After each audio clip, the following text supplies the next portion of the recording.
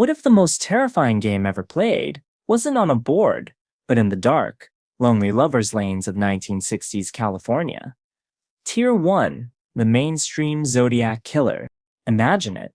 You're a teenager in 1969. You're parked with your date in a quiet, secluded spot, a place everyone calls Lover's Lane. The radio's playing some soft rock, you're laughing, and for a moment, everything is perfect. But then, headlights flare in your rearview mirror, a man gets out and walks toward your car, and in an instant the peaceful night is shattered by the crack of a gunshot. That's exactly what happened one cold December night on Lake Herman Road. A shadowy figure emerged from the darkness and attacked two teenagers who never made it home. And Northern California had no idea this was just the beginning. A killer, unlike any other, had arrived, and he gave himself a name, the Zodiac. But this wasn't your typical murderer. This guy turned killing into a twisted game, and his favorite players were couples, alone in the dark. One moment they were sharing a quiet, intimate moment. The next, their car was filled with the sound of gunfire, and he was bold. At Lake Berryessa, a young couple was having a picnic. A man approached them, wearing a terrifying black executioner's hood, with a creepy symbol on his chest. He tied them up before stabbing them again, and again and again. The man miraculously survived and gave police a description of the hooded attacker. But for the Zodiac, the killing wasn't enough. He craved the spotlight. He started sending taunting letters to newspapers, filled with bizarre puzzles and ciphers. He openly mocked the police, signing each letter with his now infamous crosshair symbol. In 1969, one of his ciphers was cracked, and the message was chilling. It read, "I like killing people because it is so much fun. It is more fun than killing wild game in the forest, because man is the most dangerous animal of all." Yeah, he said that. He thought hunting people was a sport. The police had everything you could want in a case like this. Clues, sketches, ciphers, handwriting samples. Everything except the guy himself. He'd make taunting phone calls right after a murder. Witnesses described a large man with glasses, but every time, the Zodiac slipped through their fingers like a ghost.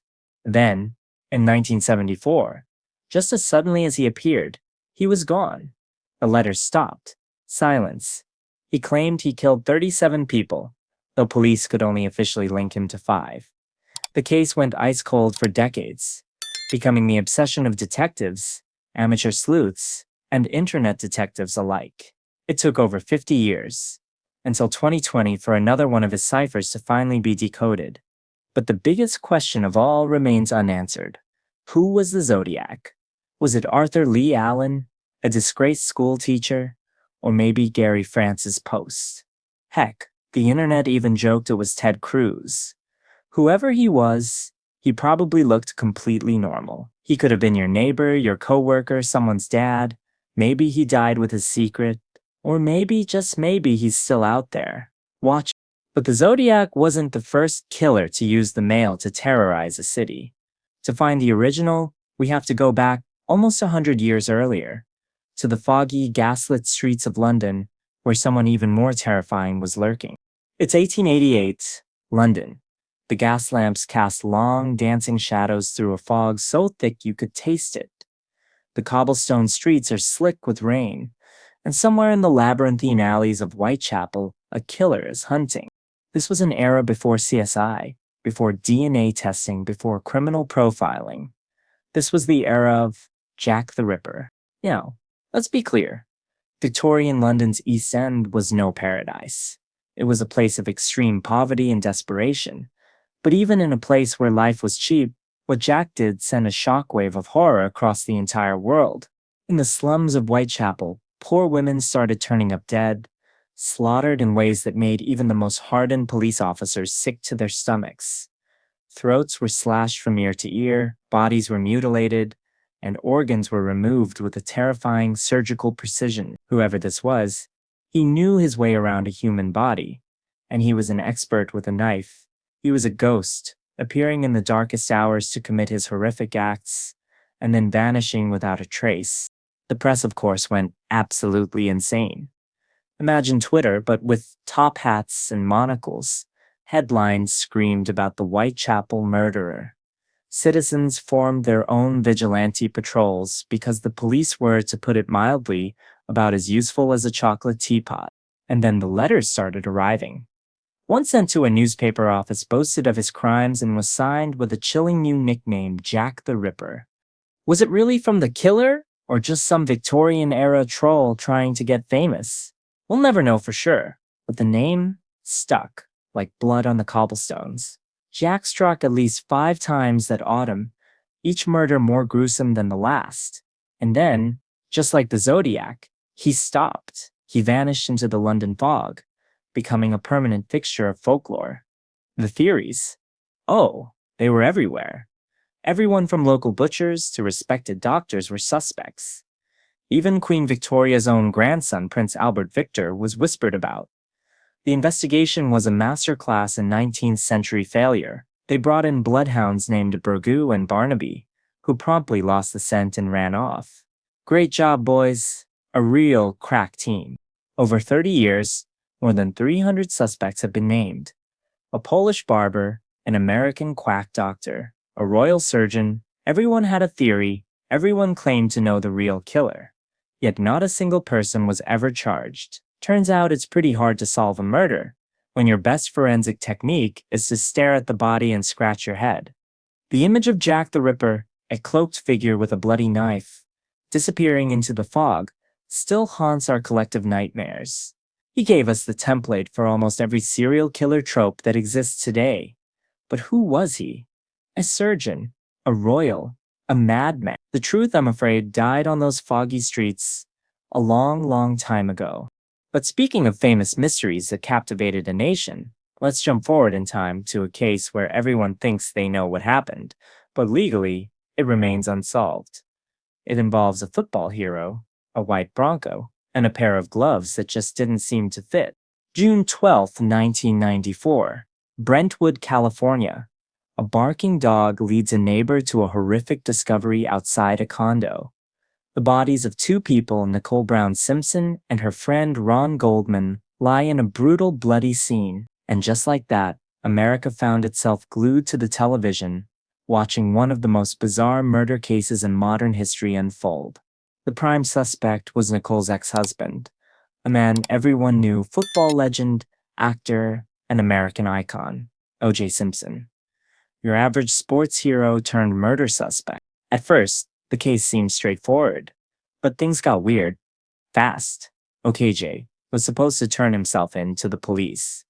Instead, he got into the back of a white Ford Bronco and led police on a slow-speed chase down the California freeway. Millions of people watched it live. People literally ordered pizzas to watch it, because in 1994, this was Netflix. Eventually, OJ surrendered, and what followed was dubbed the trial of the century. And honestly, it earned that title. The evidence against him seemed overwhelming. Oh, OJ's blood was at the crime scene. The victim's blood was in his car and at his home. And there was a bloody glove found at his house that matched one left at the scene. Case closed, right? Not so fast. OKJ assembled a legal dream team led by the charismatic Johnny Cochran. They masterfully flipped the script.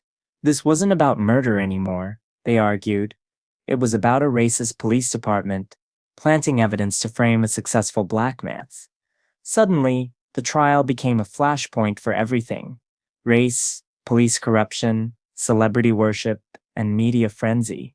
America was watching a country have a collective nervous breakdown, live on television, and then came the moment that would define the entire trial. The prosecution asked OJ to try on the bloody glove. He struggled, he grimaced, he couldn't get it on. That leather, soaked in blood and dried stiff, became the physical embodiment of reasonable doubt. Johnny Cochran seized the moment, delivering the most famous line of the trial: "If it doesn't fit, you must acquit." What the prosecution apparently forgot, or failed to mention, is that leather shrinks when it gets soaked in blood and then dries. After 252 days of testimony, the jury took less than 4 hours to reach a verdict: not guilty. The country was split right down the middle. Half of America cheered. The other half was absolutely furious. More people watched that verdict than the moon landing. Officially, the murders of Nicole Brown Simpson and Ron Goldman remain unsolved. But here's the twist. In a later civil trial, O.J. was found responsible for their deaths and ordered to pay $33.5 million to their families. So, legally, he wasn't a murderer, but he was legally responsible. Yeah, it's confusing. Until his death in 2024, OKJ always claimed he was still searching for the real killers, usually somewhere between the 3rd and 9th hole on a golf course. And while some other theories exist, maybe it was drug-related, maybe his son was involved. Most of the world is still left wondering how a man could trail his own blood from a crime scene to his house and walk away a free man. The families of Nicole and Ron never got the justice they deserved from a criminal court, and America, in many ways, never fully recovered from the spectacle. But while OKJ's case was about fame, power, and a justice system on trial, our next story is even darker. It involves the assassination of one of the most important figures of the 20th century, Dr. Martin Luther King Jr., and the terrifying possibility that the man convicted of the crime didn't act alone. April 4th, 1968, Memphis, Tennessee. Just after 6 p.m., a single gunshot rips through the evening air, and on the balcony of the Lorraine Motel, Dr. Martin Luther King Jr. falls. The bullet tore through his jaw and spine. An hour later, he was pronounced dead. America erupted. Cities burned as riots broke out, fueled by grief and rage. In the midst of the chaos, law enforcement launched a massive manhunt for a man named James Earl Ray. 2 months later, they caught him at Heathrow Airport in London, trying to flee with a fake Canadian passport. Case closed. It all seemed very neat, almost suspiciously neat, as if someone needed it solved and fast. At first, Ray confessed, but just 3 days later he took it back, claiming he was innocent and that he'd been set up by a mysterious figure. Because let's be real, James Earl Ray wasn't exactly a criminal mastermind. This was a guy who once botched a gas station robbery, and now we're supposed to believe he orchestrated a brilliant prison escape, traveled internationally under a false identity, and assassinated one of the most protected and important leaders in the world, all by himself. It just didn't add up. And it wasn't just conspiracy theorists who were skeptical. Dr. King's own family didn't believe the official story. His wife, Coretta Scott King, publicly stated she did not believe Ray was the killer. King's own son, Dexter, visited Ray in prison and told him to his face, "I don't believe you killed my father." Get this. In 1997, the King family took their doubts to court, but they didn't sue James Earl Ray. They sued a Memphis restaurant owner named Lloyd Jowers. On the stand, Jowers confessed that he had helped plan Dr. King's murder, but that he wasn't alone. He implicated the Memphis police, the mafia, and even the U.S. government. And after hearing all the evidence, a jury took only a few hours to reach a verdict. They concluded that it wasn't just Ray. It was a conspiracy, and yes, that elements of the U.S. government were involved.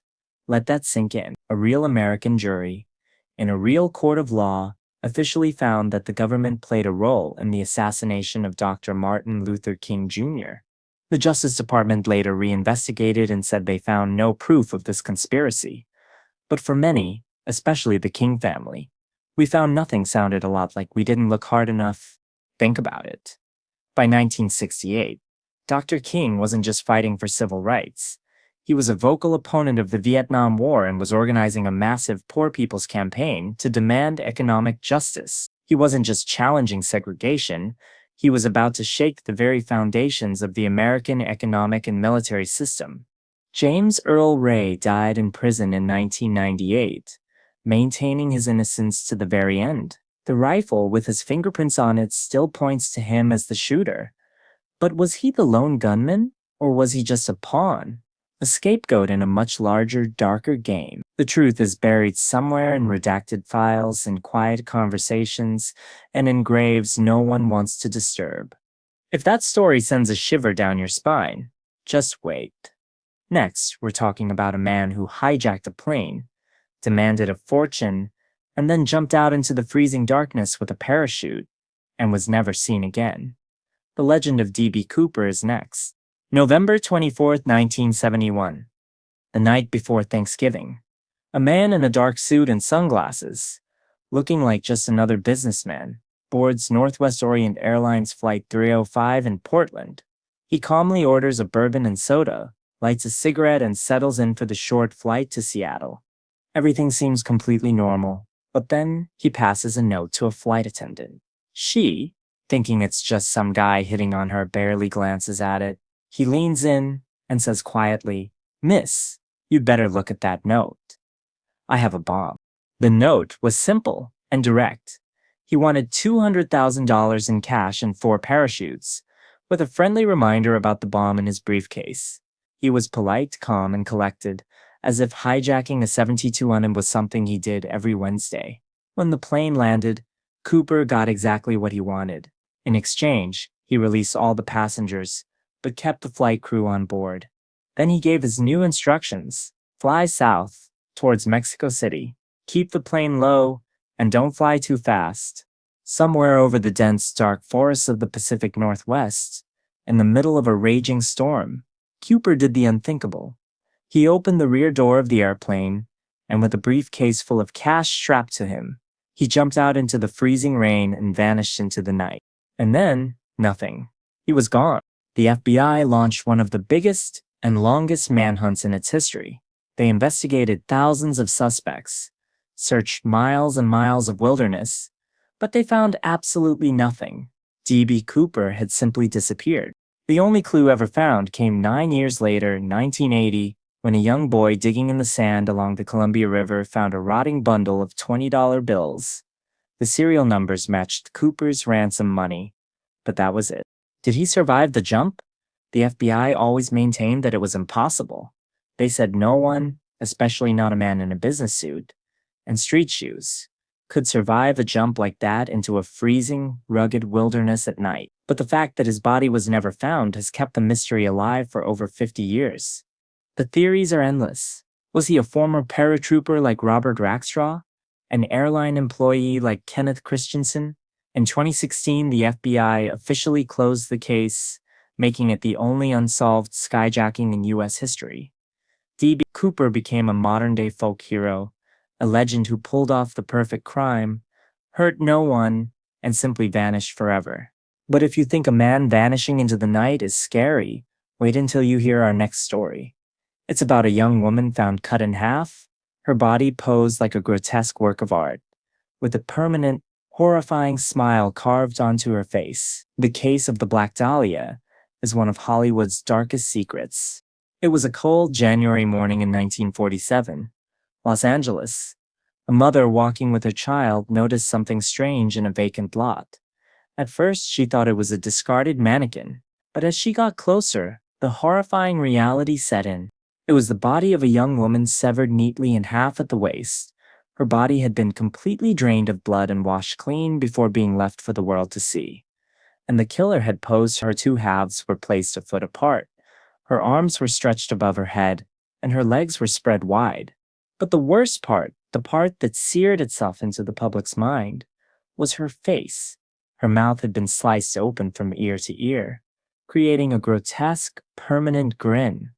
This wasn't just a murder. This was a message, designed to shock and horrify.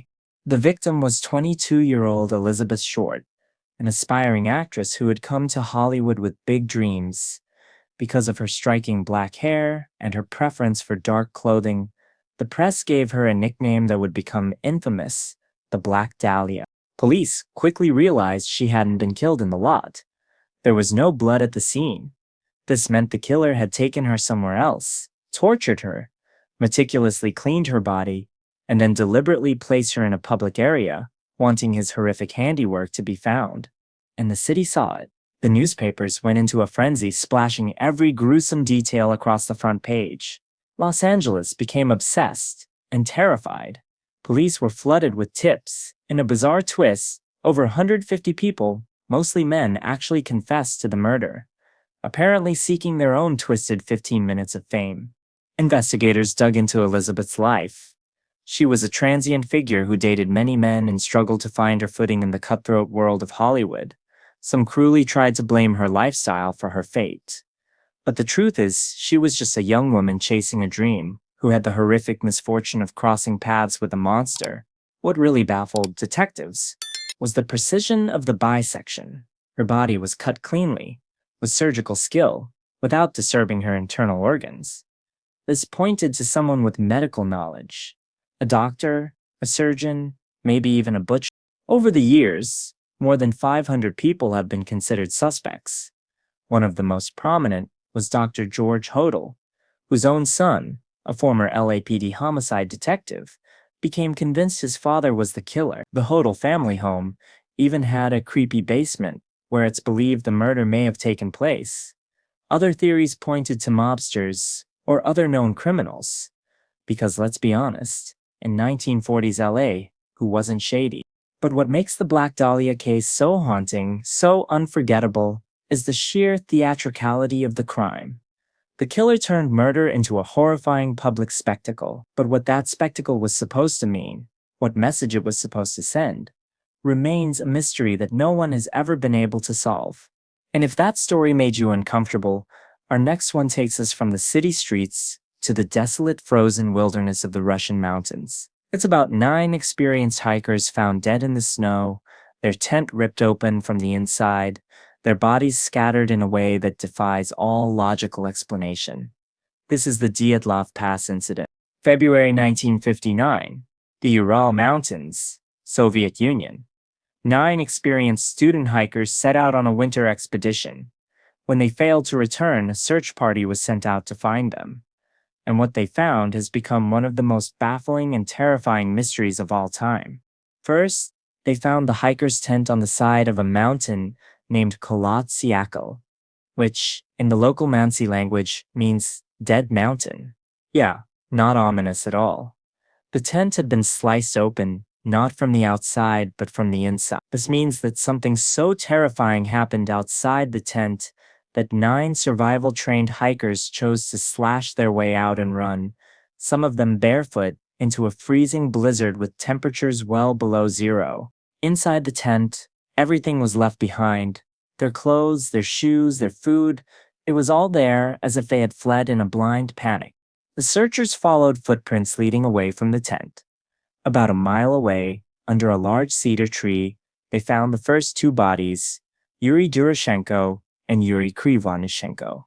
They were wearing only their underwear. Their hands were burned, and it looked like they had frantically tried to climb the tree. Soon, 3 more bodies were found between the tree and the tent, including the group's leader, Igor Dyatlov. They appeared to have died from hypothermia, though one of them had a fractured skull. But 4 hikers were still missing. It took 2 more months before the remaining 4 were found, buried under 15 feet of snow in a nearby ravine. And their injuries were horrifying. One had a crushed skull. The worst were Lyudmila Dubinina and Semyon Zolotaryov. Lyudmila was missing her tongue, her eyes, and her lips. Semyon had massive internal chest injuries, the kind of force you'd see in a high-speed car crash. But here's the kicker. There were no external wounds on their bodies. No signs of a fight, no cuts, no bruises, just devastating internal trauma. And it gets even weirder. Some of their clothing was found to be highly radioactive. Survivors from the search party reported that the hikers had strangely orange skin and gray hair, as if they had aged decades overnight. The official Soviet investigation concluded that the hikers died from a compelling natural force, which is basically Cold War-era code for, "We have no earthly idea what happened, and please stop asking questions." The theories have been flying for over 60 years. An avalanche? The slope wasn't steep enough, and the injuries don't match. A Yeti attack? Sounds crazy, but at the time, people genuinely considered it. A secret Soviet weapons test, the radiation, and reports of strange lights in the sky that night certainly support that theory. Some scientists even propose that the mountain's unique topography could create a low-frequency infrasound capable of inducing intense, irrational panic. In 2019, Russia officially reopened the case. and surprise, surprise, blamed a small, specific type of avalanche. But many experts still disagree. The evidence just doesn't line up. These weren't amateur campers. They were elite, highly trained hikers, and still, something made them decide that freezing to death in a blizzard was a better option than whatever was outside that tent. Whatever really happened on Dead Mountain, those 9 hikers took the truth to their graves. And if you think that's unsettling, our next case brings the horror back to the city. It's about a young woman who vanished from a hotel elevator, only to be found weeks later floating in the hotel's rooftop water tank. The case of Elisa Lam is next. January 2013, downtown Los Angeles. A 21-year-old Canadian student named Elisa Lam checks into the Cecil Hotel. Now, if you know anything about the Cecil, you know it's got a dark, dark history. Serial killers have stayed there. It's been the site of countless suicides and mysterious deaths. Some people call it Hotel Death. Elisa was on a solo trip up the West Coast and seemed to be having a great time posting updates for her family back home. But at the end of January, she vanished. No calls, no texts. She was just gone. The LAPD, stumped, released the last known footage of her, taken by a security camera in one of the hotel's elevators. And that's when this missing person case turned into a global viral nightmare. The video is chilling. In it, Elisa steps into the elevator and presses a bunch of buttons, but the doors don't close. She starts acting erratically, peeking out into the hallway as if she's hiding from someone. She steps in and out of the elevator. Her hands move in strange, unnatural ways, gesturing as if she's talking to someone or something that isn't there. And the entire time, the elevator doors refuse to close. It's like the machine itself is broken or haunted. The internet absolutely exploded. People analyzed the video frame by frame, coming up with endless theories. Meanwhile, back at the Cecil Hotel, guests started complaining. The water pressure was low. The water had a weird, sweet taste. One couple said their water ran black for a few seconds when they turned on the tap. On February 19th, a hotel maintenance worker went up to the roof to check the water tanks, and inside one of the sealed tanks, floating face up in the murky water, was the body of Elisa Lam. She had been decomposing in the hotel's water supply for weeks. Yes, you heard that right. Guests had been drinking, showering, and brushing their teeth with that water. The official cause of death was ruled an accidental drowning, likely due to a bipolar episode. But for so many people, that explanation just doesn't cut it. First, the rooftop door was locked and alarmed. How did she get up there? Second, the lids on those water tanks are incredibly heavy. How could she have lifted one, climbed in, and then closed it from the inside? The theories are wild. Some believe she was murdered by a hotel employee who knew how to access the roof. Others blame the hotel itself, suggesting its dark energy and history played a role. And then there are the bizarre coincidences. At the same time Elisa went missing, there was a tuberculosis outbreak in the area. The name of the test kit for it, the LM Elisa test. Her name in reverse. There's also the 205 horror movie Dark Water, which has an eerily similar plot involving a girl, a rooftop, a water tank, and black water. In the end, maybe the simplest and saddest answer is the true one. Maybe Elisa's struggling with her mental health in a strange city had an episode, and in her confusion, a tragic accident occurred. The Cecil Hotel has since rebranded, but that haunting elevator video lives on, playing on a loop, her final mysterious moments frozen in time for the world to see and wonder about forever. And if you think one strange death is disturbing, wait till you hear about dozens of them, all linked by one creepy, mysterious symbol. The Smiley face murders are next. Imagine this scenario. A popular, athletic college student goes out drinking with his friends. At some point in the night, he gets separated from the group and vanishes. Days or sometimes weeks later, his body is found floating in a nearby river, lake, or other body of water. The police rule it an accidental drowning. Just another tragic case of a drunk kid making a fatal mistake. Case closed.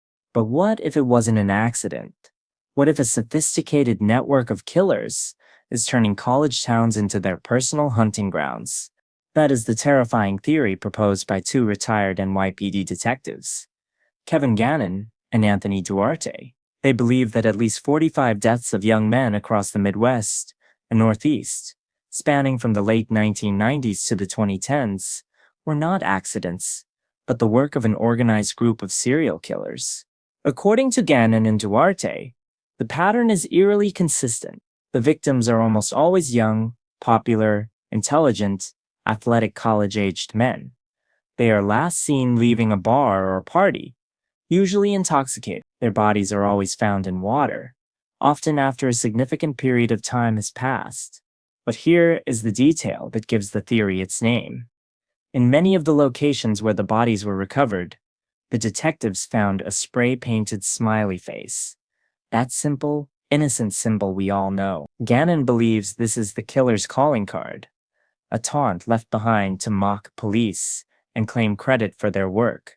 They theorize that the victims are abducted, murdered elsewhere, and then dumped in the water later to make it look like an accidental drowning and destroy evidence. Take the case of Chris Jenkins, a University of Minnesota student who disappeared on Halloween night in 2002.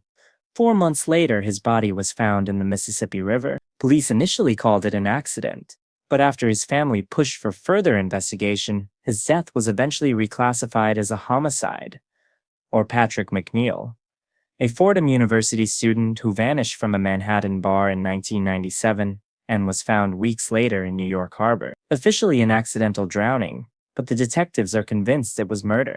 Now, it's important to say that most law enforcement agencies, including the FBI, are highly skeptical of this theory. They've reviewed the cases and say there's no concrete evidence to link them. They argue that, tragically, young men drinking heavily near bodies of water sometimes do have accidents. And critics point out that smiley face graffiti is one of the most common tags in the world. You could probably find one near any bridge or underpass in America. It doesn't automatically mean a killer was there. And there's the big question. Could a secret group really get away with killing dozens of people across multiple states for over 2 decades, without a single leak or a single person getting caught? It sounds more like a movie plot than reality. Still, the families of many of these young men don't buy the official explanation. Some of the victims were reportedly afraid of water. Others were strong swimmers. Why would they just wander into a freezing river in the middle of the night? Some autopsies also found strange drugs in their systems, suggesting they may have been drugged. So what's the truth? Is it a chilling, nationwide conspiracy, one of the most prolific serial killing sprees in history, or is it just a collection of unrelated, tragic accidents that have been woven together into a compelling but ultimately false narrative? Until someone talks, or a crucial piece of evidence surfaces, the smiley face killer, or killers, will remain one of America's most chilling and debated urban legends. Imagine you're on a remote farm in 1922 Bavaria, Germany. You're surrounded by dark pine forests, with no neighbors close enough to hear you scream. This place was called Hinterkaifeck, and it was home to the Gruber family. Even before the murders, strange things were happening. The patriarch, Andreas, told his neighbors he found a single set of footprints in the fresh snow leading from the forest to his house, but none leading back, as if someone had walked onto his property and simply never left. He started hearing footsteps and strange noises in the attic at night. A newspaper that nobody in the family had bought mysteriously appeared on their porch. The house keys went missing. The family's previous maid had quit months earlier, convinced the house was haunted. On March 31st, the new maid, Maria, arrived for her first day of work. That very same day, she and the entire Gruber family were murdered. Days later, when no one had seen the Grubers, concerned neighbors went to check on them.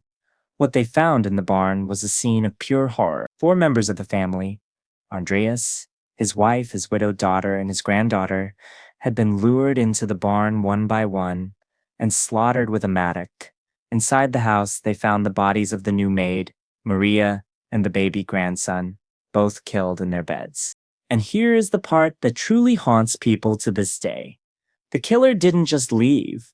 The evidence showed that someone had stayed in the house for days after committing the murders.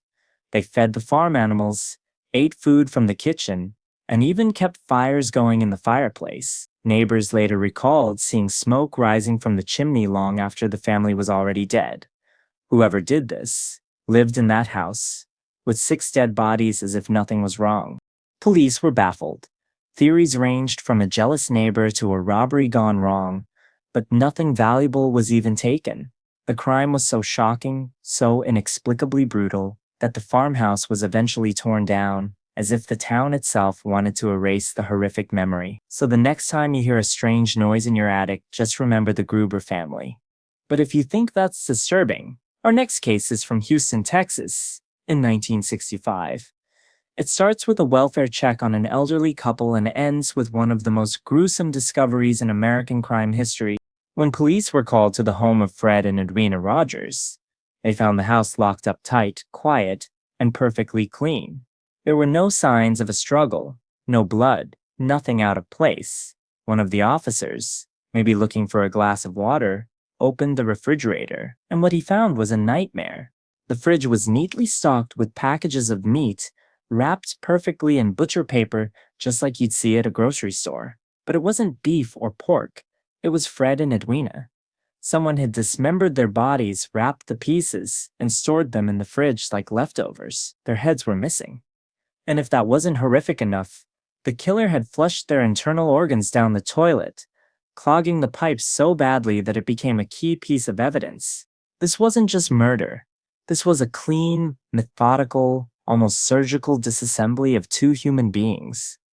Autopsies later showed that Fred had been beaten to death with a hammer and Edwina had been shot. There was no forced entry and nothing was stolen. All eyes immediately turned to their 43-year-old son, Charles Rogers, who lived with them. Charles was a quiet, reclusive man, an unemployed geophysicist, who communicated with his parents mostly through notes slid under his bedroom door. And of course, by the time the police arrived, Charles was gone. In his room, they found bloodstains and a keyhole saw that had traces of blood on it. It seemed like an open and shut case. Charles killed his parents, dismembered them, and fled. But despite a massive manhunt, Charles Rogers was never, ever found. He was declared legally dead in 1975, but the mystery only deepened. Some wild theories even tried to link him to the JFK assassination, suggesting he silenced his parents because they knew too much. More likely, it was the tragic culmination of years of quiet desperation and alleged family abuse. If he survived, Charles would be in his 90s today, but most believe he's long gone, leaving behind one of the most bizarre and unsolved crimes in Texas history. And if that story was disturbing, just wait. Next up, a Catholic priest vanishes, leaving behind a car full of blood and a twisted coat hanger. The case of Father John Kerrigan is seriously strange. It's 1984 in the tiny, quiet town of Ronan, Montana. Father John Kerrigan, new to the local parish, leaves the church one evening to grab dinner at a local restaurant. He's seen driving off around 11 p.m., and then he's never seen again. The next day, his car is found abandoned just outside of town. The inside is a horror show. There's blood everywhere, smeared on the seats, the dashboard, the steering wheel. It was clear something terrible had happened. But then, things got bizarre. Along the side of the road near the car, police found his personal belongings. But they weren't scattered, they were arranged. His bloody clothes were folded neatly. His wallet and keys were placed carefully nearby, almost like someone was setting a stage for a play no one could understand. A week later, more of his bloody belongings were found in another town, this time with a twisted coat hanger left behind. Nobody could explain the hanger. There was no body, but the amount of blood in the car made it clear he couldn't have survived. Theories whirled. Was it connected to the church? Kerrigan had been moved between parishes frequently, which some saw as a red flag. Others wondered if it was the work of a serial killer targeting priests, as another priest had been murdered in a similar fashion in New Mexico 2 years earlier. For a short time, the media even talked about a Catholic killer. Father Kerrigan was declared legally dead in 1988, but his body was never found, and his case remains a chilling unsolved mystery. And speaking of vanishing, Our next story isn't just about one person. It's about an entire family who set out to look at a piece of land in rural Oklahoma and were never seen alive again. And what they left behind in their truck is just plain weird. October 2009, the Jamison family, Bobby, Sherilyn, and their 6-year-old daughter, Madison, drove into the Samboa Mountains of Oklahoma. They were thinking of buying a 40-acre plot of land out there to get a fresh start. It should have been a simple trip. Instead, it became one of America's strangest unsolved mysteries. Days later, their truck was found abandoned on a remote dirt road. But the scene inside made absolutely no sense. Their wallets, phones, IDs, and purses were all still in the truck. Their dog was even inside, alive but nearly starved. And under the driver's seat, police found an envelope stuffed with $32,000 in cash. Who just leaves 32 grand behind? The truck itself was untouched. No signs of a struggle, no blood, nothing. It was as if the family had just stepped out for a second and evaporated into the forest. A massive search turned up nothing. For 4 years, the case went cold, and theories ran wild. Was it a drug deal gone wrong? If so, why was all the money left there? Others pointed to bizarre security camera footage from their home on the day they left. In the video, Bobby and Sherilyn move in an almost robotic trance-like state, silently loading their truck over and over again, as if they weren't in control of their own bodies. And things got even stranger. Friends said Sherilyn had become obsessed with witchcraft, and believed their house was haunted by spirits. The couple had even told their pastor they needed an exorcism. Finally, in November 2013, hunters discovered human remains just 3 miles from where the truck was found. It was the Jamison family. But their bodies were so badly decomposed that a cause of death could never be determined. So what happened? Did they get lost and succumb to the elements? Why leave a truck full of supplies and cash? Were they murdered? By whom? And why leave the money? Or did something supernatural, something that Sherilyn herself feared, lead them into those woods to their doom? That strange, silent security footage still haunts everyone who sees it. All we know for sure is that something drew the Jamison family deep into those woods, and whatever it wasn't friendly. But if you think a family disappearing in the woods is scary, wait until you hear about the Axeman of New Orleans. It's 1918 in New Orleans. World War I is ending, but a new kind of terror is just beginning. Late at night, someone starts breaking into homes, mostly in the city's Italian neighborhoods. The killer's method is always the same. Quietly chisel a panel out of the back door, slip inside, grab an axe that belongs to the homeowners themselves, and attack them in their beds while they sleep. This was the Axeman of New Orleans. Over a year and a half, the Axeman struck at least a dozen times, killing 6 people and severely injuring many more. Almost all of his victims were Italian grocers. Why? Nobody knew. But the real terror began in March 1919. When the killer sent a letter to a local newspaper. In it, he proclaimed, "I'm not human, I'm a spirit and a demon from the hottest hell." Yeah, not exactly comforting. He then announced his plan. On the night of March 19th, he would prowl the streets of New Orleans again. But he offered a strange way to survive. Every home that was filled with the sound of jazz music would be spared. Yes, you heard that right. The supposed demon from hell was a jazz fan. The city panicked. On the night of March 19th, New Orleans erupted into a massive citywide jazz party. Music blasted from every home, bar, and club. And guess what? No one was killed that night. The Axeman apparently was a demon of his word.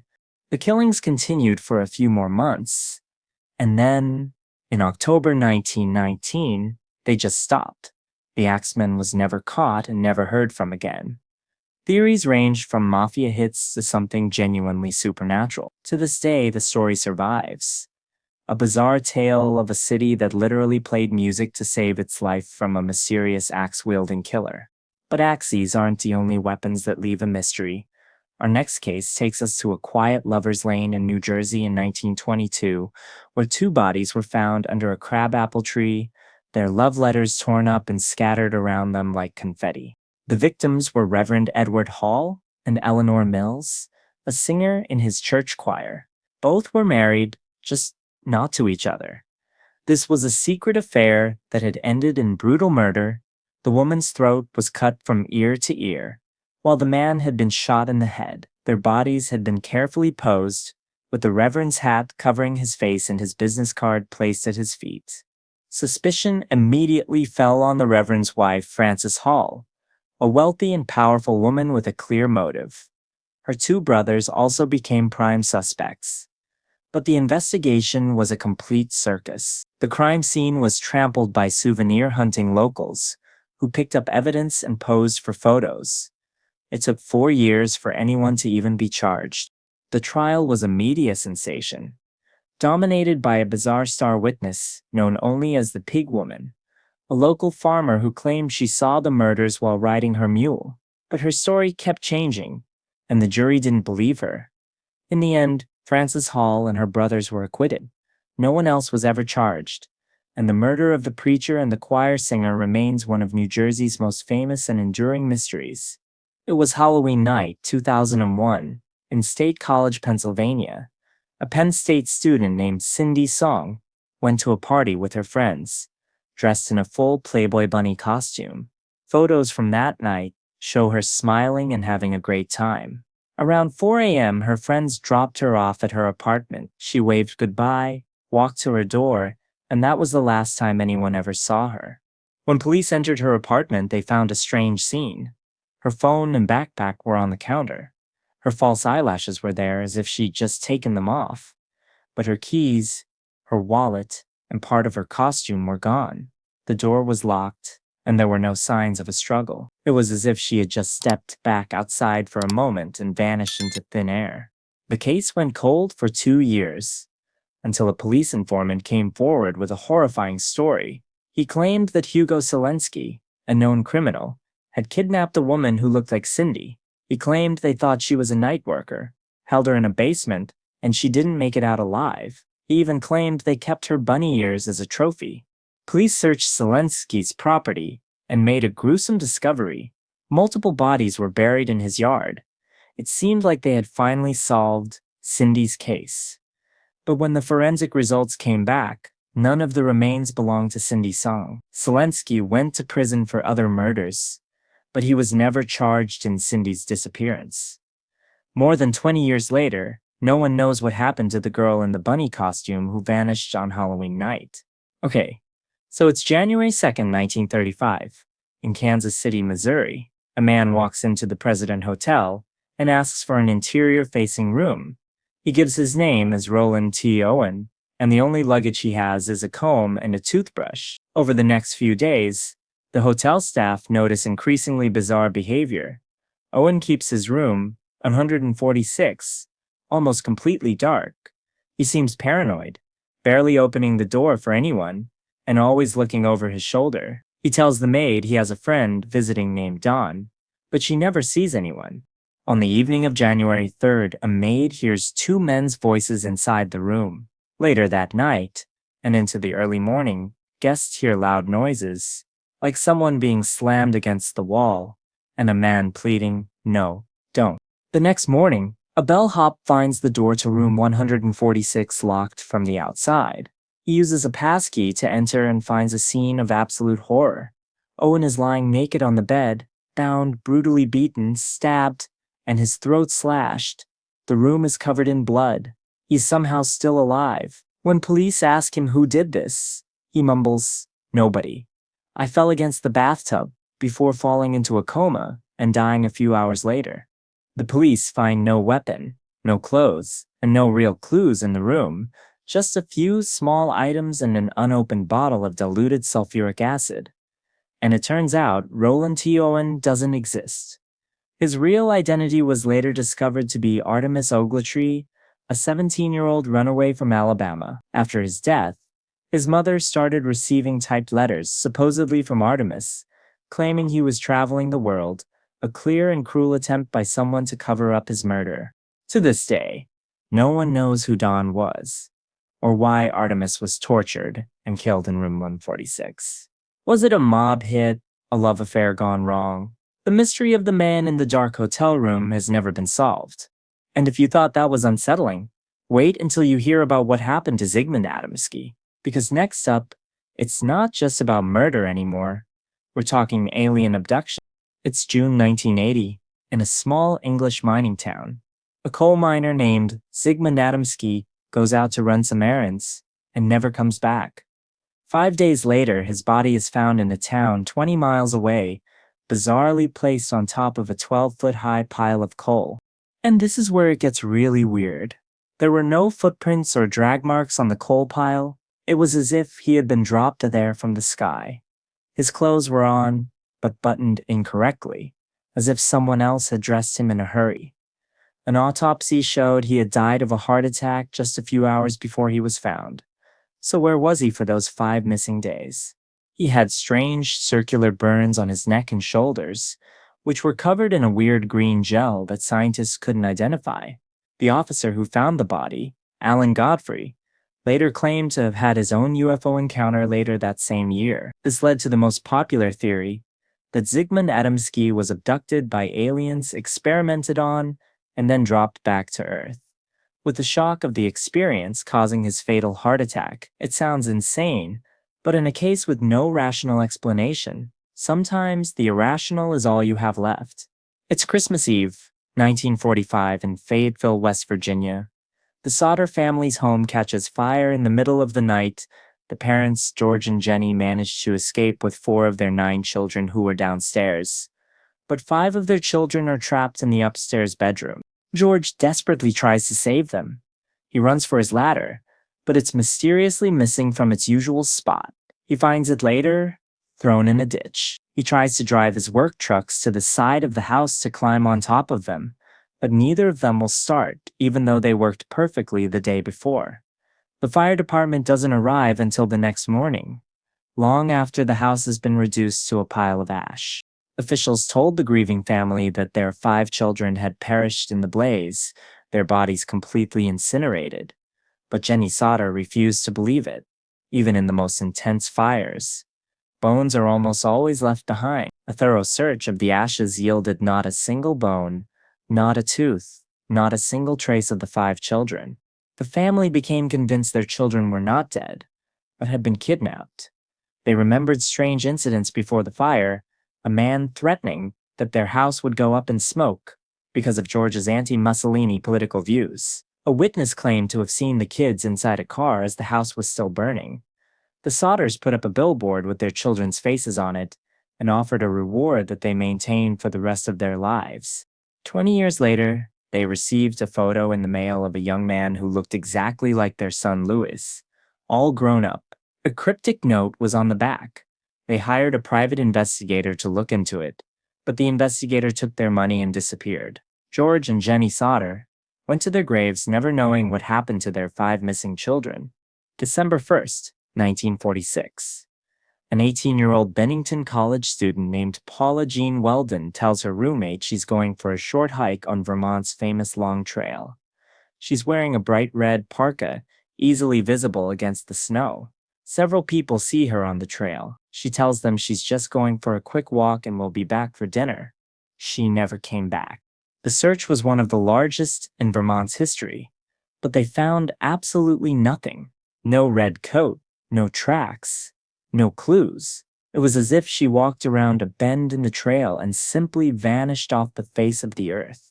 The case was so badly botched by various competing local agencies that it directly led to the creation of the Vermont State Police a year later. But here's what's truly chilling. Paula wasn't the only one. Between 1945 and 1950, 5 people vanished without a trace in that same area, a region that paranormal enthusiasts now call the Bennington Triangle. An elderly man who stepped off a bus, a skilled hunter, and 2 others all disappeared into those woods, never to be seen again. Was it a serial killer, a strange natural phenomenon, or something else entirely? Whatever the case, the Green Mountains of Vermont hold a dark secret. This is the story of Chuck Morgan from Tucson, Arizona. One day, this ordinary businessman disappears. He stumbles home 3 days later, Unable to speak because his throat has been coated with a hallucinogenic drug, he writes frantic notes to his wife, explaining he was kidnapped and tortured, and that he had been working as an undercover informant for the Treasury Department, exposing a mob-connected fraud scheme. He refuses to go to the police, saying it would be a death sentence for his entire family. A few weeks later, he's found dead in the desert, shot in the back of the head, despite wearing a bulletproof vest. The police rule it a suicide, a theory that almost nobody believes. Tucked into his underwear is a $2 bill covered in cryptic codes, including Spanish names and a crude map. That code has never been cracked. Was he an informant who got in too deep? Was he silenced by the mob? His death remains one of Arizona's most baffling unsolved mysteries. Finally, we go to the Grand Canyon. In 1976, workers were converting the old photo studio of a legendary canyon photographer, Emery Kolb, into a museum. In a locked back room, they found a dusty canvas sack.